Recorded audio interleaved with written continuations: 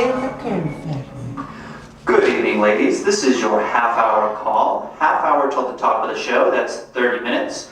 Half hour till the top of the show. We will be opening the house in 10 minutes. Thank you. So, Crystal, how do you feel? Nervous. I'm very nervous. However, I am extremely proud of all 8 of us. It's been a long, hard 6 months. We can do this. We can do this. Who said they had an eyebrow? So you speak about me. I don't know that was Did you say you had an eyebrow?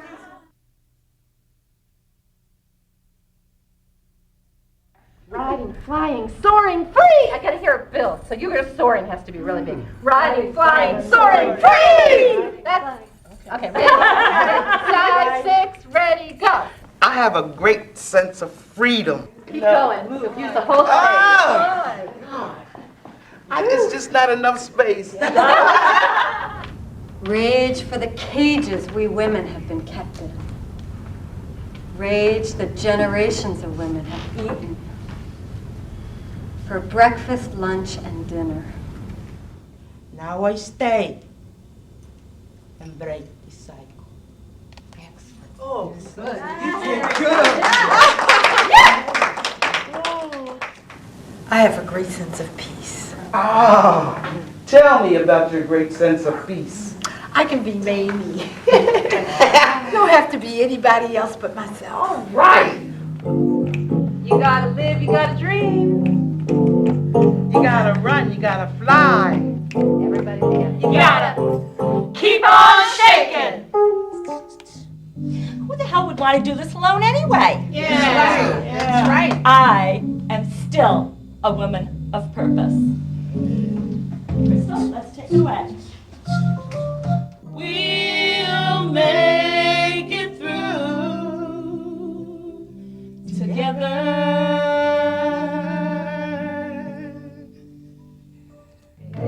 I'm young and I'm strong, and I'm coming up on the rough side of the mountain. I'm 39 years old and I still look good. Walking. Yeah, I'm walking. Now you gotta walk with her. Walking my way back home. Come on, girl. Now. Yeah, I'm walking. Yeah, I'm walking. Walking so long. Walking my way back home. Walking back home. I'm walking my way back home. Way down inside the journey place. My eyes are open. In this journey of remembering, I'm in the belly of my mother. My brown skinned, ebony black mother. From the seed of my father who was mixed and passed for white. I was the oops baby, the illegitimate child, bastard, nigger baby. I was the child of my father's mistake and my mother's confusion. Raised on the Caucasian side, the hidden child. And somewhere, as far back as the womb of my mother, I kept holding on to remembering that I am a blessing. A lot of my friends are coming, and especially my mom, who I was not raised by, she's coming. So that was really good. We've been estranged from each other for probably about 40 years. So my mom's coming. I wish I could see the Come on, y'all. coming in. Okay, where's my clothes in here? Is anybody out there? It's me, Aline. Where are you? Where's everyone? Welcome to my world. I lost sight. First, my eyesight due to a degenerative eye disease. And then I lost sight of myself. I didn't know who I was, where I was going, or who I was yet to become. My losses were gradual. As my vision faded, my station in life began slipping away. The week of my wedding, during a routine eye exam, the doctor referred me to a retinal specialist. You have RP. There's no treatment, there's no cure. You'll be blind by age 40. What do you do for work? I'm a writer. You can always talk into a tape recorder.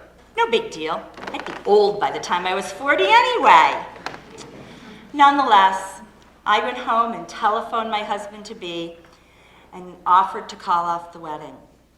Bob professed his love for me, and we went ahead with our plans. I wasn't scared. 40 was a long time away, and I could still see. We have all lived these stories that we are telling. We've been through it, but somehow, with each practice that goes by, each rehearsal, each time I tell my story, It was so devastating. I hear I stood still. another little bell. I grieved when I could no longer read books to my children, when I could no longer read the headlines in the newspaper or the street signs, when I had to give up my career, and when it's no longer safe for me to walk alone, unassisted. I fell into a period of depression, bereavement, and isolation. And just when I thought things couldn't get any harder, I learned that both of my children had RP also. It wasn't bad enough that I had to live this, but I have to watch them go through it too. The guilt from having passed the RP gene on to them was more than I could bear. On a trip home from Florida, I actually prayed that the plane would crash so that my husband wouldn't have to deal with all three of us in this situation. The plane didn't go down, but I did. I nosedived to rock bottom, but when I crashed, I found an inner strength that I didn't even know I had. I knew I wanted to live. I knew that I wanted to be a role model for my children so that they could build good and decent lives for themselves. And in order to do that, I had to set out on a new course of action. First, I had to stop pretending I was Superwoman. Then, I faced my blindness and talked about it. Okay, you'll never edit another book, and you'll certainly never get that chance to pilot your own jet plane. But you can still learn new skills, return to the workforce, and have fun again. That's right. That's right. But most importantly, I learned that I can't do this alone. I have to reach out to my family and my friends and accept their love, support, and comfort. Yeah. Who the hell would want to do this alone anyway? Yeah. That's right, Fran. I am still a woman with purpose. What do you say, Crystal? Let's do this, honey. All right.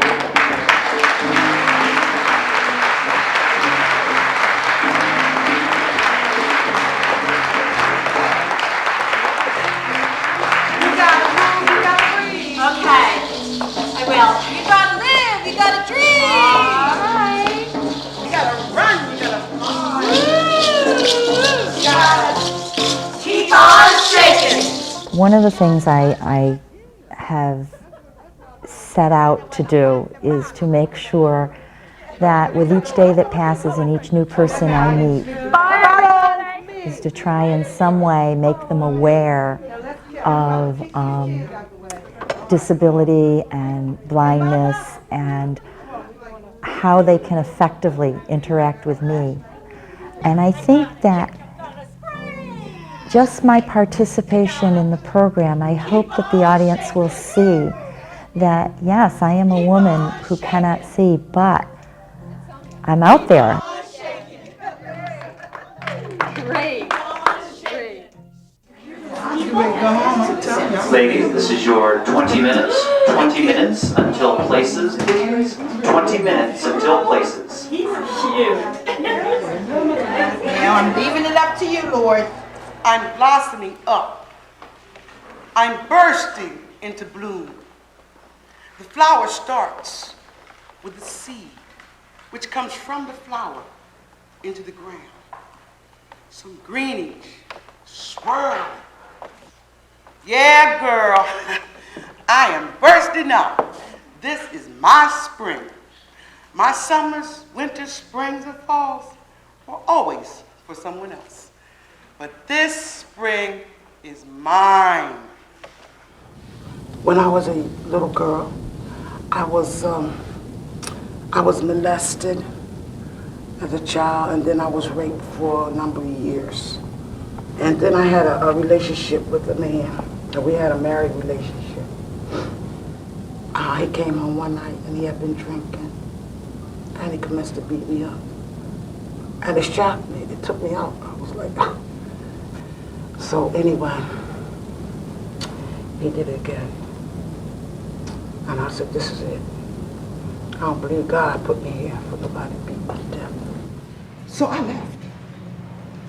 The first place I ended up was the projects. I saw things I never wanted to see. A man killing another man. People shooting up with drugs. It devastated me. I couldn't handle it. So I ran from the projects. I'm a runner. If it gets too hot, I roll. But the depression got too bad. I couldn't work. They put us out. And I went under. I went into the shelter system. But I didn't take my children. And no one treated me. They gave me a room, but not a home. I was devastated. Homelessness for real. Devastation that I never want to touch again. Until Project Home. That's when the sun began to shine on me. Not only the light at the end of the tunnel, but pure sunshine. All right. Love. Welcoming. Hey, Melinda, you want to teach an art class? Me? You think I can? You're wonderful at that. Yes. Okay. Would you like to speak at the rally about homelessness? Me? Yeah, let's come on, do Melinda. it. Okay. Next thing I knew, I was standing in front of City Hall.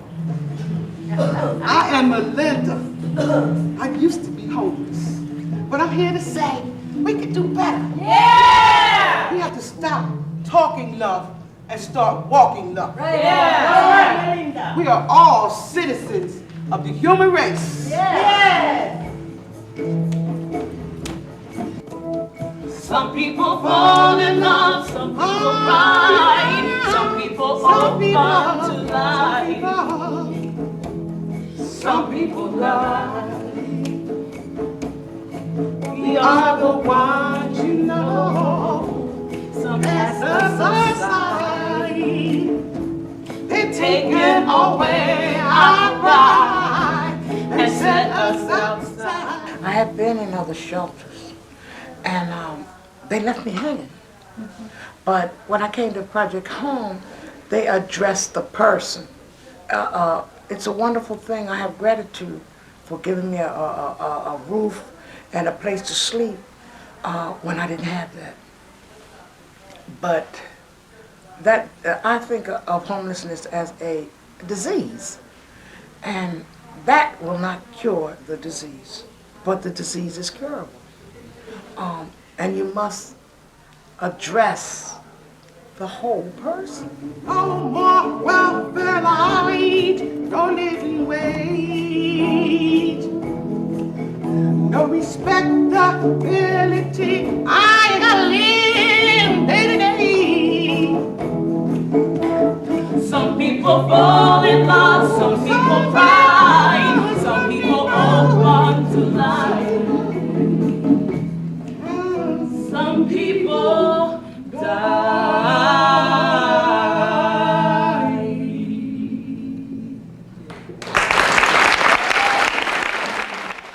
You scared? A little. I'm trying not to. I don't know what I feel. Scared, this ain't it. It's something else. Excited. Anxiousness. Could be. Anxious is no, you know what?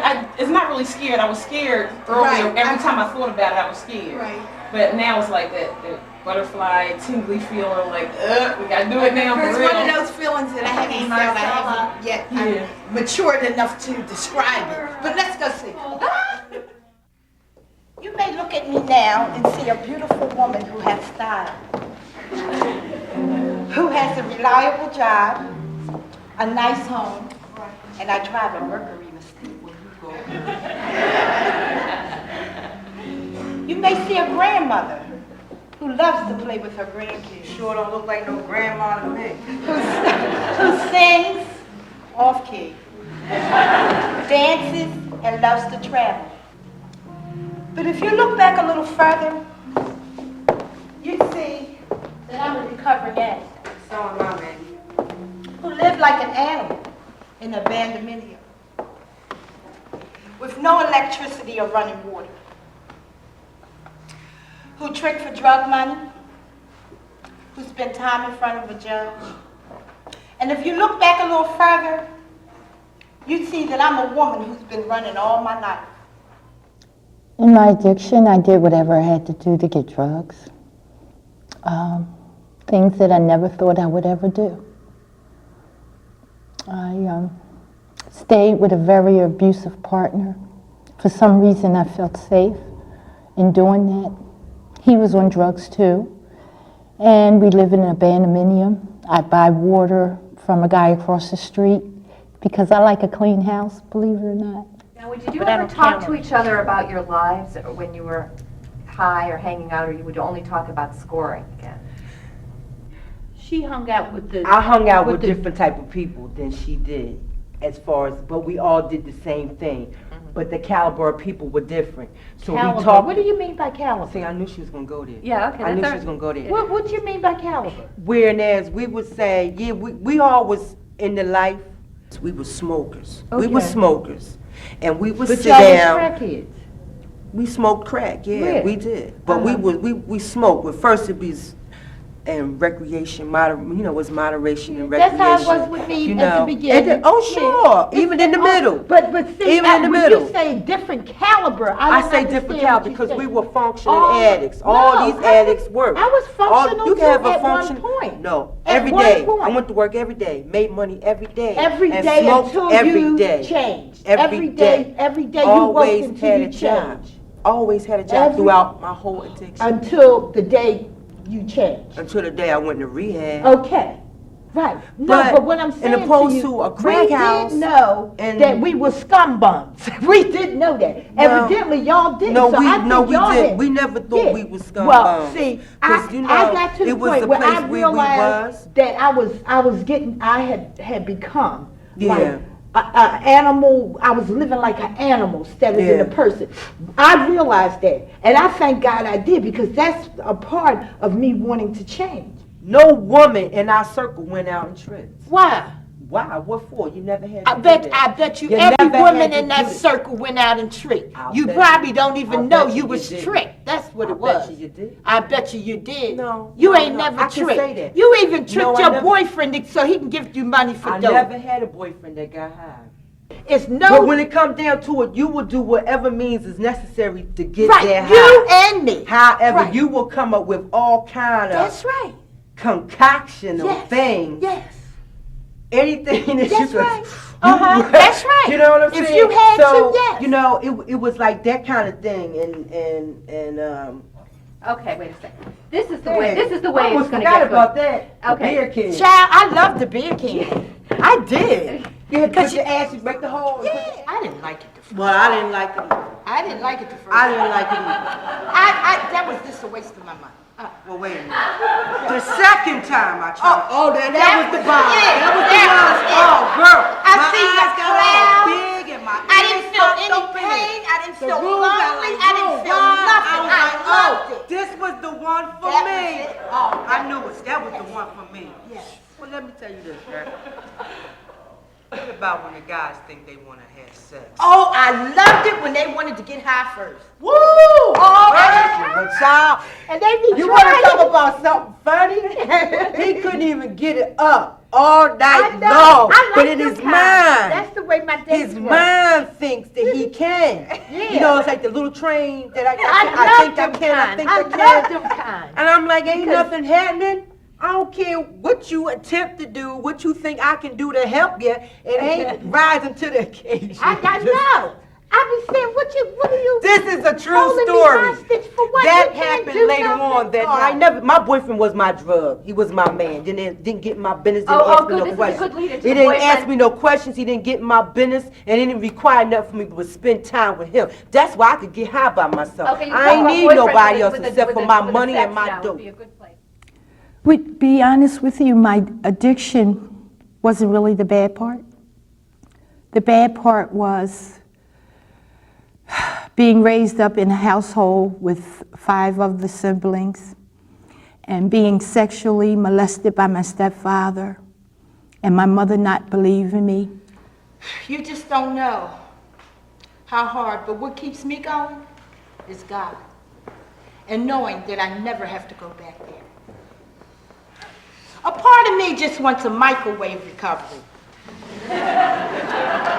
Not just from the drugs, but from all the pain and abuse. I want some miracle in the sky to just shake it all up and make it better. But it just doesn't happen that way. Now here I am pregnant, 4 months pregnant, still getting on, dipping and dabbing. And this one night, oh man, me and my friends, we had a hotel room. Girl, we was We used to partying. do that a lot. We was Get a partying. hotel I room mean, and we just had throw music, down. we had beer, we had liquor, we had so much Right. dope, Oh, dope yeah. like that, all the I dope, know. right? I mean, we was kicking and having a good time. And about this time, I was 4 months pregnant with my son. I happened to look down past myself and I began to hemorrhage. And you know, it was one thing for me to hurt myself, but I was killing my unborn child. And that was the day I'll never, ever forget. That was September the 12th, 1993. And that was the last time that I used. I thought I was going to die in my addiction. But I got a miracle. I said I would never go tricking on Sundays. That was the Lord's Day. This Sunday I went out tricking anyway, and 2 ladies was driving their car across the bridge, and they asked to pray for me. And I said no. I was looking around to see if there was anybody looking. But they prayed for me that day. For 3 to 4 hours, I didn't get high. And that wasn't me, because I got high 24/7. So a couple of days later, Sabri, which is one of the ladies, came back to my house and knocked on the door and asked me, was I hungry? And she said, come on, Mamie, I'll get you anything you want, even dessert. I said, wow, nobody was ever that nice to me. So we went to the restaurant, and as we were eating, she said, Mamie, you still want to get some help? I said, yeah. Anything she would have asked me to do, I would have did it, because she was just that nice to me. So we went to the recovering place, and I looked up and I seen a sign that said 1 day at a time. I said, Sabri, I said, these people, I heard about this place. They cuss you out and they give you tough love. I said, I don't want to go here. She looked up at me and she said, Mamie, she said, just go listen to what they have to say. And she said, even if you don't stay, she said, I'll love you anyway. So we went up the steps, and there was a guy named Mike who came to the door. And he said, ask me why I was here.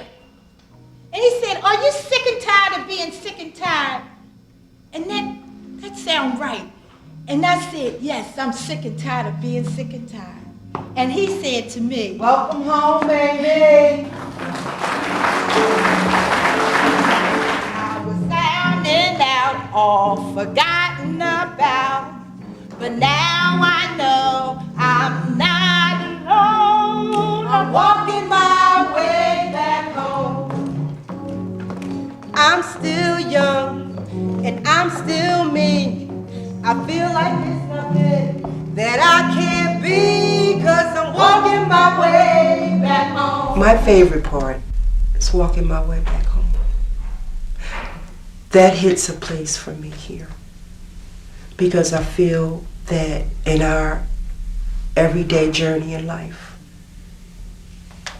we're constantly walking our way back home, to wherever that home is for you or for me, wherever that sacred place is, that safe haven.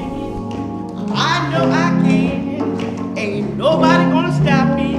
I got a plan. Walking my way back home.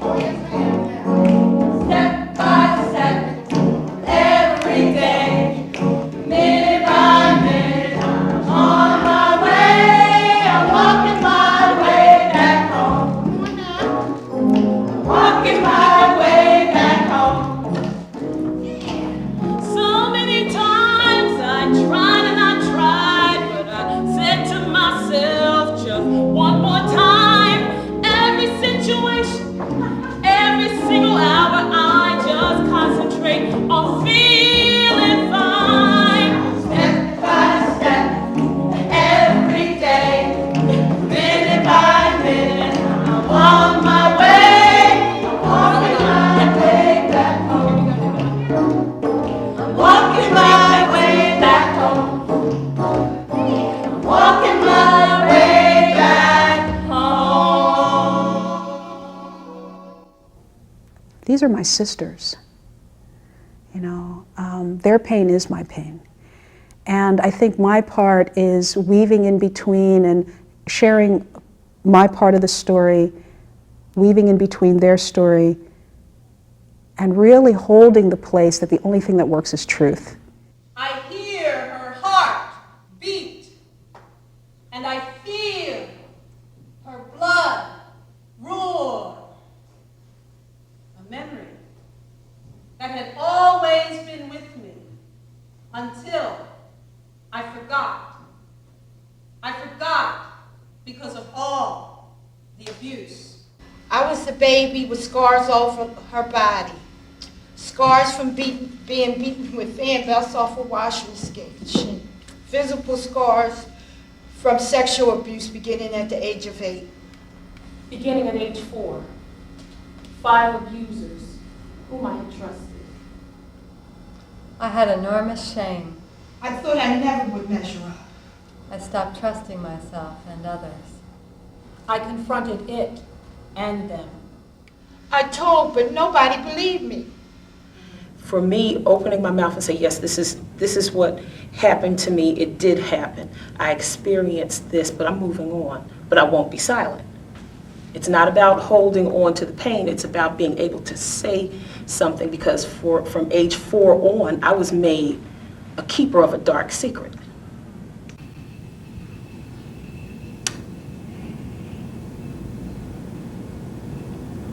Shutting down.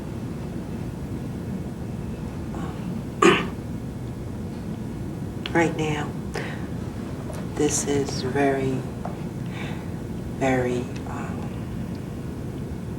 trying, because of what happened to me recently. Again, and as bold and bad as I think I am, for someone and something to traumatize me and clam me up, I'm angry about it. I'm damn angry. Because it's stifling a part of who I am. Like, how dare you? How dare you do that to me? Like,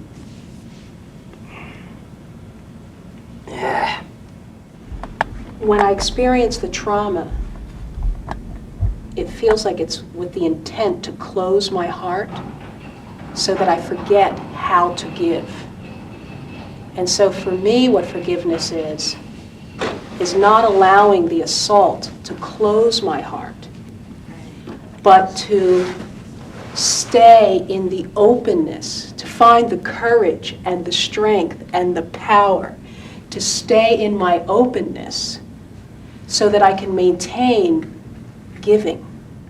Forgiveness for me isn't enough because it has to do with letting them go, which is a part of it.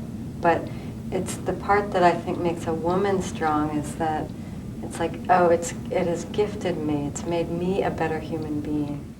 I had to find meaning in the suffering. My heart broke, but from that pain came incredible compassion and a finely honed sense of intuition. For me, I knew I had to forgive, not for them or for the acts, but so that I could let go of the anger and the shame and become whole again. So that this fragile heart can love once again. We can love again.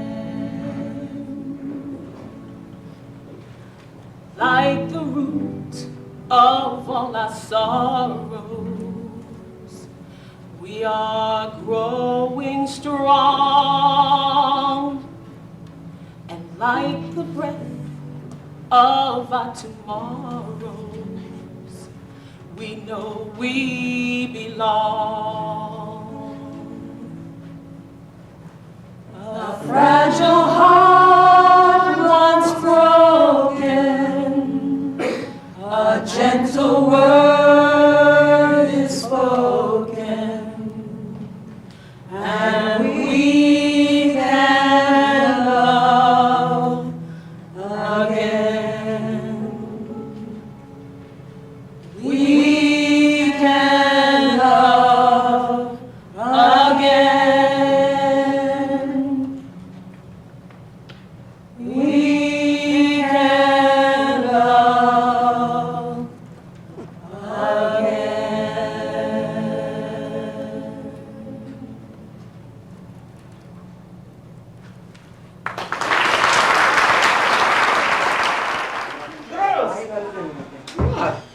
Yeah, Melinda. Yo! Let me sit right here. Toenails For me to do it now, but I gotta try it. This is really nice.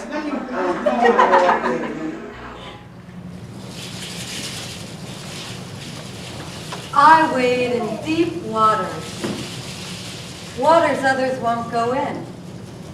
Sometimes something comes, and sometimes not. Sometimes it's mud and fishy, or clear, still ponds made for dreaming. Other times, it's black torrents pulling me under, or rivers flowing me down through time. I've heard the ancient sounds calling me back. And then she appeared to me as a teacher. She was mystical, powerful, and awesome. Embodied qualities that I never understood in myself. Something volcanic in me erupted, and I was flooded with tears, love, and opening. I knew that I would follow her anywhere. I trusted her with my life. So during that period with the group, I began to really become aware of a lot of things that really weren't right.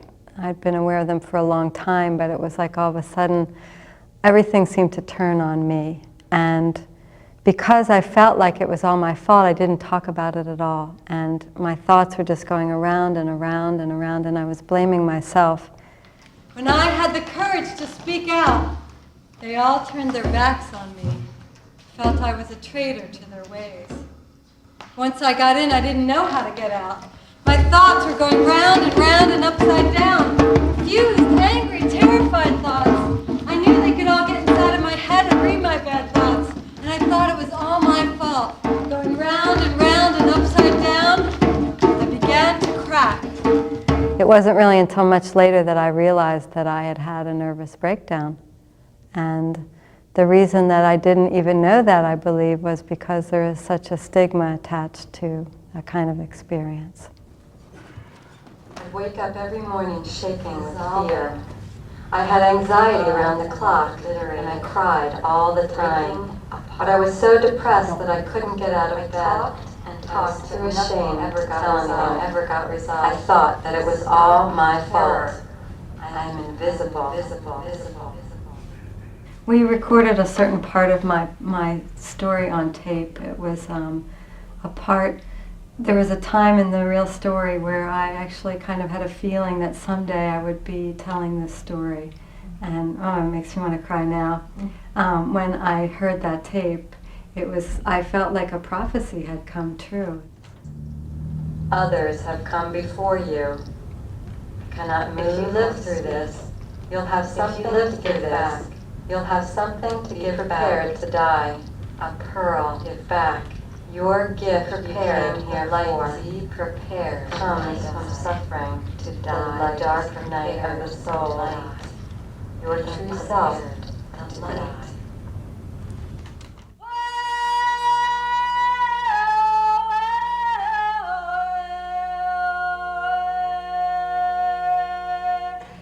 It's because I'm so beautiful that this happens to me. God had my passion squeezed out and extracted. It's because I love so much that I could be plunged to the depths of the deepest oceans and seared in the flames of the hottest fires.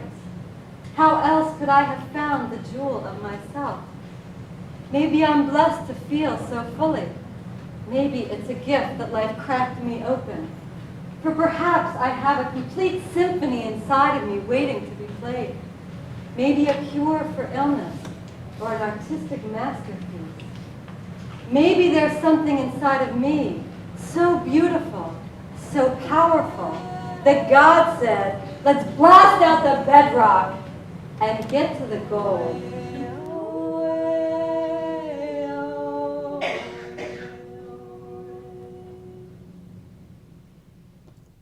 And when I get to be about 57 with my grandkids, I say, you know, I knew this lady named Paul. Boy, I sure did. Something else.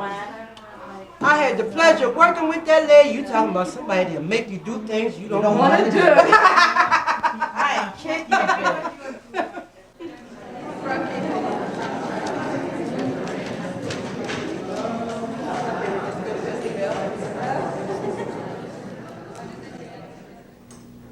I am strong, I am black, and I am beautiful. I've come up the rough side of the mountain, through some dark and ugly times, but I wouldn't give nothing walking a rock to take me back to what I once was, because my best is yet to come. There was a time when I was female, and not yet a woman. I've been places I should have never been. And I've done things I wish I never had. I thought I was above it all. I destroyed love, I got tough, and I hardened. And my friend, he searched for me in morgues. But God reclaimed my life and he gave me a second chance to be a woman. And he helped me to stand with my head held high. And in spite of my failures, I have survived. You see, I've been clean now for more than 5 years. God has forgiven me, so who was I not to forgive myself? I went back to school with a goal to tell welfare farewell, and I did. Now I don't just have a job, I have a career as a teacher. First Union and I, we own my home. And I've learned to be accountable, to be strong, and speak the truth. I can't make up for my past. But I have the second chance to be the best mother that I can be. God and I meet each and every day, and I thank him for his many blessings. How he never gave up on me and how I was never forsaken. I feel shame for much of what I've done. And my son, you see, he suffered the price of my addiction.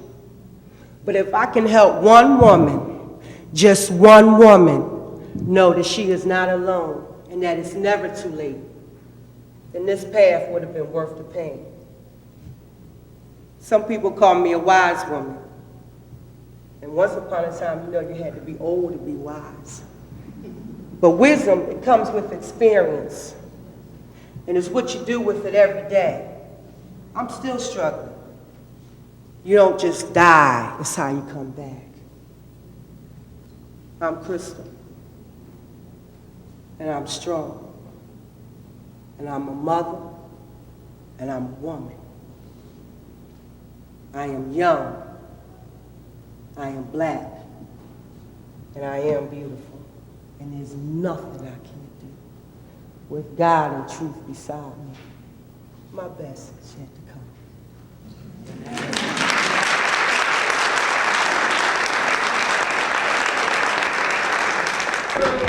I couldn't preach like you did for nothing in the world. I'm telling you, you guys have a message. Yes, ma'am. Not what you were saying, it was from the heart. It hit my heart. I want to see the video, but I've had mine. God bless you. I can't let. Nicest things in my I've ever heard in my whole life. And I know that they will.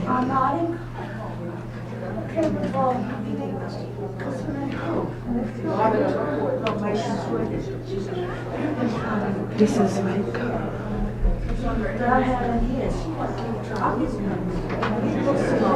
the pinnacle of my accomplishments, because I actually believe that what I have to say can make a difference. Now I believe it. Now I believe it. Ladies and gentlemen, 10 minutes. 10 minutes until places, please. Oh my God. Okay, let's go. Let's go. 10 minutes until places.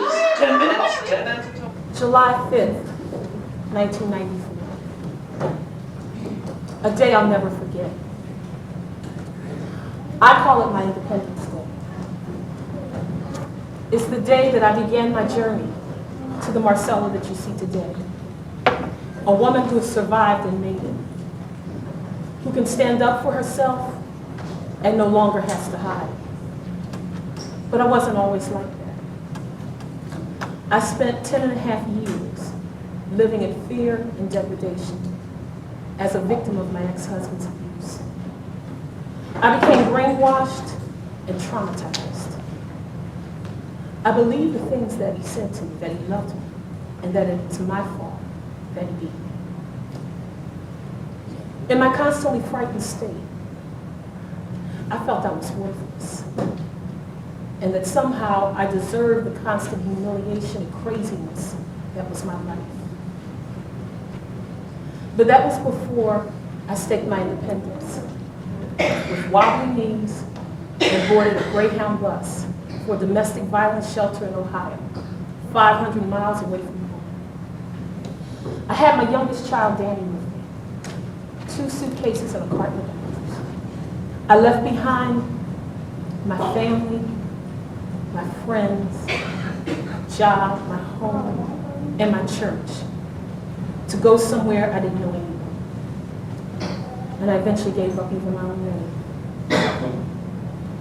The night before I left, I wrote notes and drawings for my other children, telling them how much I loved them and that I always would.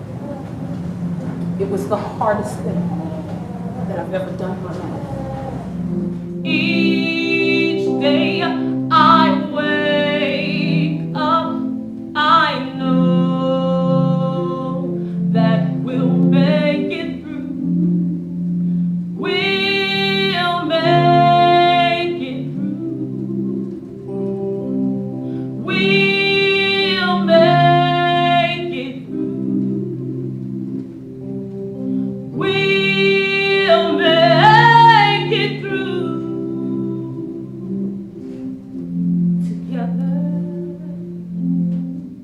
When we were in living in shelter, my son Judy kind of broke my heart one day because one of his little friends that was in shelter too, his mother had gotten a home. She had been there before we had, and he left. And he said, Mom, everybody teases me and Tony. And he said, Tony's my only friend, and he's gone. And it's hard to know what to say to your child. Because see, I know what I went through as an adult in shelter, but I didn't really grasp at that point what it was like for him to live without a home and to have kids, because kids can be mean because they don't understand. And I said, dude, I know this isn't going to mean much right now, but someday, when you're out of this and you come across somebody like this, you will know how they feel. And because you know how they feel, you'll have compassion and you won't tease and you won't torment them and you'll be a friend because you've been there. At the domestic violence shelter, I met more than 70 women from different economic, educational, cultural, and racial backgrounds. I learned so much from the women at that shelter, for so often a woman would share her story. And the rest of us would say, you too, I thought that only happened to me. As we shared our anger, our pain, our sorrows, our laughters, and our joys, we became really close. Some of those women have become friends for life, but all of them, my sisters in the struggle. I eventually moved out of the shelter, got my own place, and got my kids back. But I was tired of running. I was tired of having given up my life while he walked around scot-free. I hadn't committed any crime, but I was the one living like a criminal. So after 4 years, I decided to come back to Philadelphia.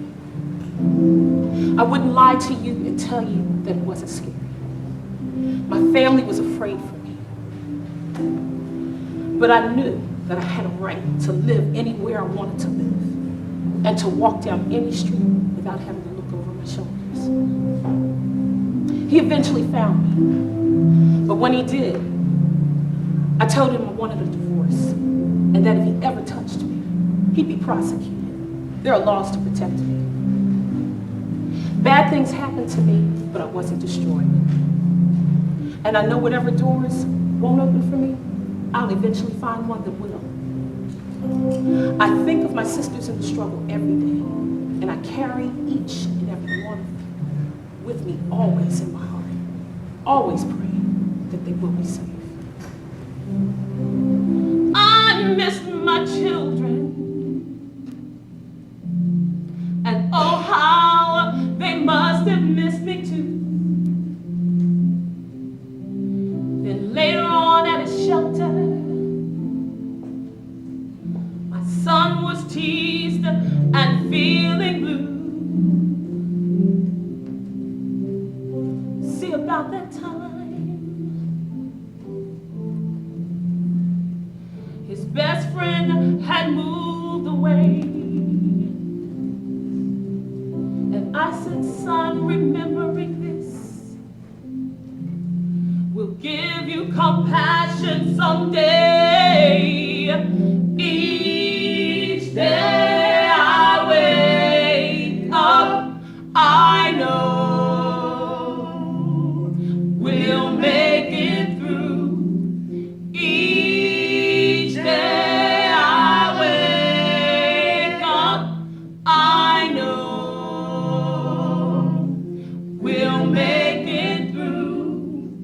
We'll make it through.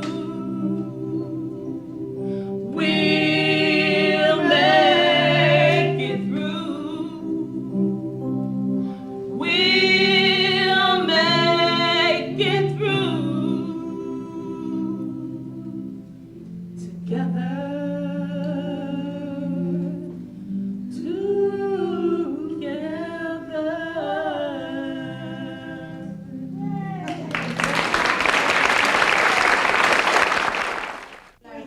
If we ever go to Broadway, hey, I want my own dressing room. My own dressing room. Y'all, I hear you singing my song. It's okay. Y'all can sing my song. Thank you. Are you ready? It's a beautiful song. Are you excited? One day. I am a woman. who ran and ran until I said, no more. No more to the abuse passed down from generations to generations. Grandfather to grandmother, father to mother, uncles to aunts, mother to me. No more to the violence from my husband, passed down from our machismo culture. The yelling, the beating, the rage. No more to the voice of my mother telling me that I was stupid and couldn't give me an education because I had a face of a prostitute. A mother who beat me because I asked questions, who molested me and burned me when I asked why. No more to the military who were trying to kill my husband in El Salvador, who put out a death threat on him and searched for him with rifles and guns. No more to the U.S. government who support the war with $1 million a day for arms and turned their head while people were tortured and murdered. It's time to break the cycle. First, I ran away from my family to a factory where I worked 13 hours a day for $150. Then, from El Salvador, where I had to leave my 3 children and walk across mountains and rivers, across the desert, with no food or water, our feet swollen. 23 men on their hands and knees, crying like babies, sucking water from mud. Then being captured by immigration, beaten and sent to a refugee camp. Always missing my children, becoming mute. Later, applying for political sanctuary, learning English, trying to make a new life here in another culture, working for peace. But the violence from my husband Luis continued. I broke down and went crazy. My children saw it, neighbors, police, everyone saw what was going on in our family.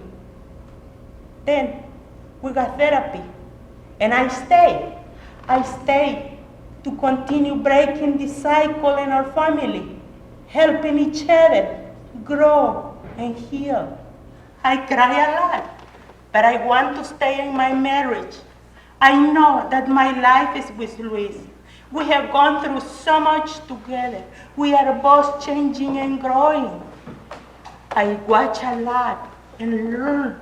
I learn from what I don't want to be like. And I know that I am different than my family. I like to fill my house with love instead of hate and fear. I am not willing to let the hurt on me make me hurtful. I know I am strong. I am a woman who used to run, who ran and ran, until I stopped and said, no more.